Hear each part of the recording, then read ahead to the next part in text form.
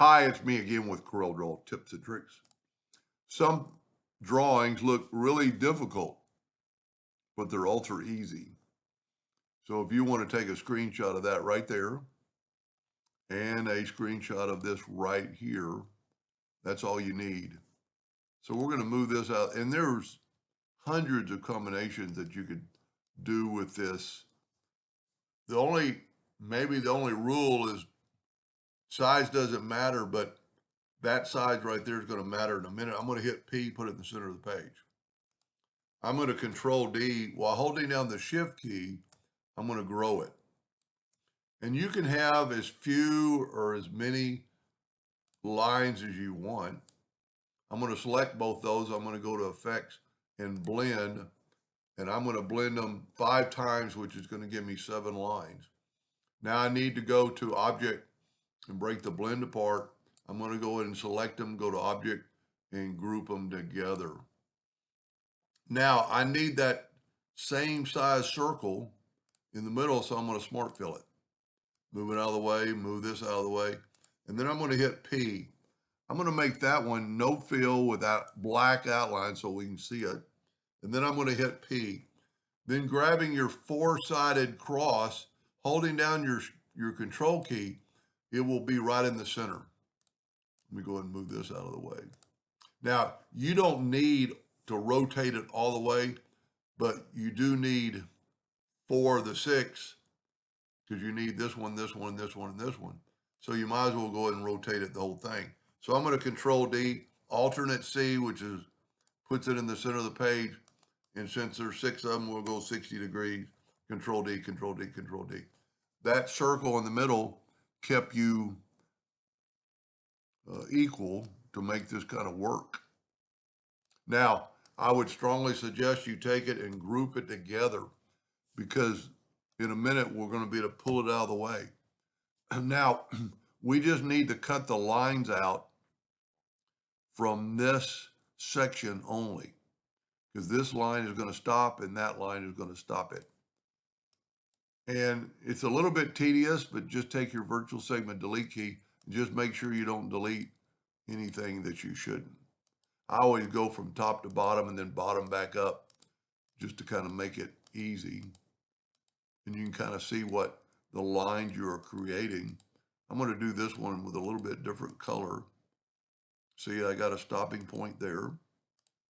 And it might even help you could turn the one of them red, one of them black, but if you just remember, don't cut, just kind of go in this order. And like right here, you've got a tendency to maybe cut that line. You don't want to cut that line. You want to cut it now. And now we have our shape. Now you can either group it together. I'm going to set my nudge factor on like 10 inches. And I'm going to take, because I'm working in the center of the page, I'm going to make all these blue. And I'm just moving them out of the way. And then I can actually get this out of the way. And I moved all these once, so I'm going to move them just once with my arrow key, so it's back in the center. And they're ungrouped. So let's do this kind of in a blue tint. I'm going to leave that one blue. I'm going to take the next one, and I'm going to hold down the control key and go over to white and add like 4 clicks of white. I'm going to go to the next one, hold down the control key, and go like, there's the 4, 5, 6 of white. Hold down the control key. Don't really have to count, just kind of make it where you can see the difference. And you don't have to do this part. You can make them all the same color. But I'm just trying to get a lighter color each time. This one could actually probably end up almost being white. But I'm just holding down the control. The control key is a good way to make different colors. That's pretty good. Now I'm going to group this together, Control G. Control D, alternate C to have it rotate from that center and rotate it 60 degrees. Control D, Control D, Control D. Now, this one looks good without lines. The other one looks better with lines because we're separating the colors, but you could add lines to this and make it your own. Let's take this whole thing and let's add white lines. So it kind of makes it stand out. Add black lines, add blue lines.